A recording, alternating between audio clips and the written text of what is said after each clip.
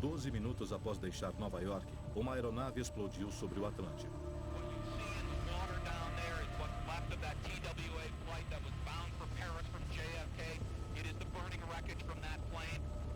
As imagens na TV eram terríveis. Havia fogo em cima do oceano. Logo descobri que eram 747. Então, eu sabia que centenas de pessoas haviam morrido. Eu não estava nem um pouco ansioso para ir até lá. Bob Benson e a equipe do conselho correram para o local. Mas os rumores chegaram antes. Havia gente falando que tinha sido um raio, outros dizendo que havia sido um meteorito. As pessoas diziam que um celular a bordo poderia ter causado a explosão. Precisávamos eliminar algumas possibilidades para acalmar as coisas. Eles só tinham certeza do número de mortos. Havia 230 pessoas a bordo e nenhum sobrevivente. A única boa notícia era que os destroços estavam a apenas 30 metros de profundidade e seria fácil encontrar os gravadores de voo, as caixas pretas. 7 dias depois, eles encontraram os gravadores e as esperanças de descobrirem o que ocorreu aumentaram. Eu estava no hotel. Devia ser umas 8 horas da noite. Atendi a ligação, esperando ouvir que os gravadores haviam sido danificados demais para serem reconhecidos. Mas não, eles estavam praticamente intactos e ficamos felizes em encontrá-los. Mas eles registraram até uma altitude de 4.000 metros. Depois, simplesmente pararam. Quando vi que os gravadores não iam nos ajudar, percebi que tínhamos um longo caminho pela frente. Só havia uma maneira de solucionar o mistério: retirar os destroços do avião espalhados por quilômetros no solo marinho.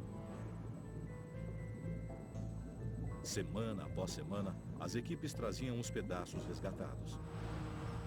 Conseguimos recuperar 95% do avião, um feito para a época, e foi muito importante trazer todo o material possível para a superfície. Um hangar em Long Island abrigava o quebra-cabeça de 1 milhão de peças. Cuidadosamente, os investigadores começaram a montar a fuselagem.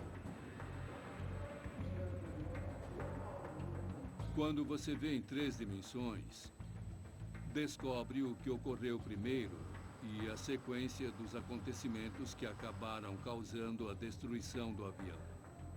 Após 4 meses de uma cuidadosa reconstituição, um padrão começou a emergir. Como explica o metalúrgico do Conselho de Segurança dos Transportes, Jim Wild. Conseguimos examinar as fraturas aqui em todas estas peças, até uma parte que fica na longarina dianteira da asa. E podemos ver como a parte dianteira do tanque de combustível foi empurrada para lá, atingindo a traseira da longarina. Assim determinamos que o problema do avião começou aqui, neste tanque de combustível. Os investigadores lembraram de um acidente semelhante poucos anos antes.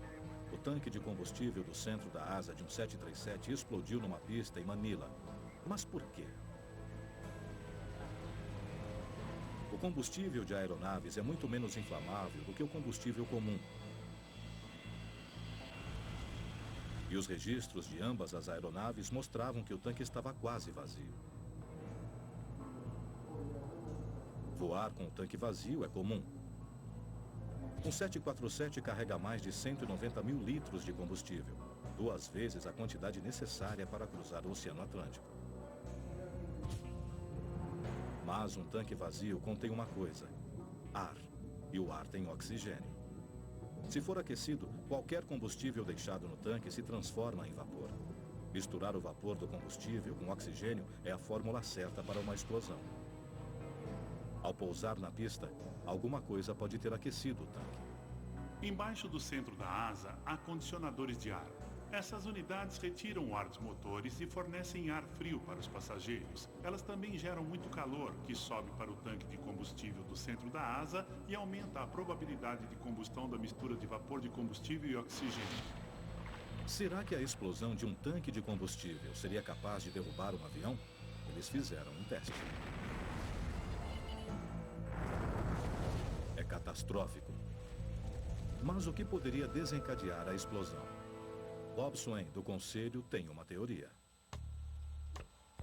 Chegou a um determinado ponto em que a única causa possível nessa situação teria que ser algum tipo de problema elétrico. Centímetro por centímetro, Bob examinou quilômetros de fios. Havia rachaduras nos fios onde o cobre ficava exposto. Poderia haver curtos-circuitos. Descobrimos rapidamente que as condições dos fios elétricos do avião eram precárias. A última peça do quebra-cabeça. Os fios que levavam ao sensor de combustível dentro do tanque estavam desgastados. Quando o cobre está exposto, os condutores podem causar um curto-circuito, podendo fazer uma ponte entre dois fios. Seria como produzir faíscas numa atmosfera altamente inflamável e, em sequência, uma faísca atrás da outra. Milhares de aeronaves viajam com tanques vazios todos os dias. Como prevenir outra tragédia?